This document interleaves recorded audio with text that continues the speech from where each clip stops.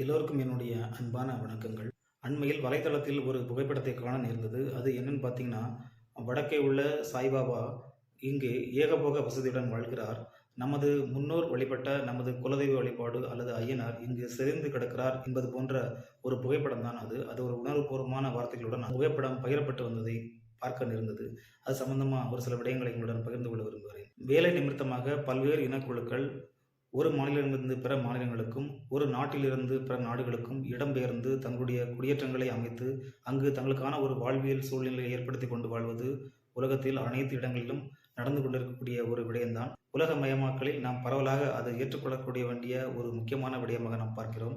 உதாரணமாக வேலை நிமித்தமாக தமிழகத்திலிருந்து பெரும்பாலான மக்கள் குடிபெயர்ந்து டெல்லி, மும்பை, கொல்கத்தா போன்ற நகரங்களில் தங்களுடைய குடியேற்றங்களை அமைத்துக் கொண்டு தங்களுக்கு ஒரு வாழ்வியல் சூழலையும் அமைத்து அங்கு மும்பை வாழ் தமிழர்கள், டெல்லி வாழ் தமிழர்கள், கொல்கத்தா வாழ் தமிழர்கள் அதையெல்லாம் இங்கிருந்து நாம் பார்க்கும் பொழுது பெருமையாக அதை ஏற்கிறோம்.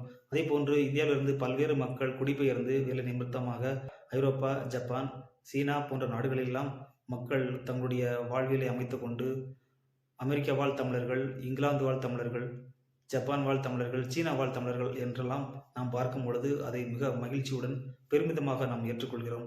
அதே வேளையில் நமது பாரதத்தின் பிற பகுதியில் உள்ள சகோதர சகோதரிகள் வேலை நிமித்தமாக தமிழகத்தில் வந்து குடிபெயர்ந்து இங்கே தங்களுடைய வாழ்வியலை அமைத்துக் கொள்வதை பார்க்கும் பொழுது அவர்களெல்லாம் மிக ஏளனமாக நாம் பார்ப்பதும் அவர்கள் ஏதோ நம்மை அபகரித்துக் கொள்வதுமாக நாம் பார்க்கக்கூடிய ஒரு விடயம் இங்கு பரவலாக காணப்படுகிறது. அது மிக மோசமான பார்வையாகத்தான் நாம் பார்க்கிறோம்.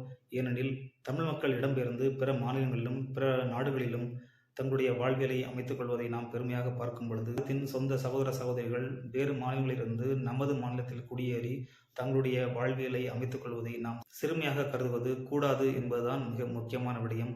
ஏனெனில் வேலை நிமித்தமாக ஒரு இடங்களில் இருந்து மற்றொரு இடங்களுக்கு குடிபெயர்ந்து தங்களுடைய வாழ்விலை அமைத்துக் கொள்வது மிக தவிர்க்க முடியாத ஒரு விடயம். அனைவருமே சகோதர சகோதரிகள்தான். உலகத்தில் அனைவருமே ஒரே குடையின் கீழ் மக்கள்தான், மனிதர்கள்தான் என்பதை மறந்துவிடக்கூடாது. நன்றி.